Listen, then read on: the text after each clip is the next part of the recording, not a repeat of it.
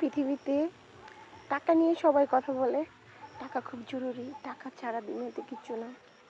টাকা নিয়ে কিছু বলার নাই, সব শেষে শুধু এইটুকুই বলবো, টাকা জীবনের জন্য সবচাইতে প্রয়োজনগুলোর মধ্যে, মৌলিক চাহিদার মধ্যে বর্তমানে টাকাই সবার প্রথম।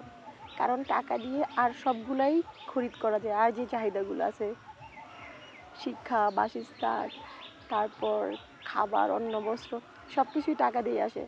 তাই বর্তমানে টাকাই হচ্ছে জীবনের সবচাইতে প্রয়োজনীয় এবং অপরিহার্য একটা জিনিস।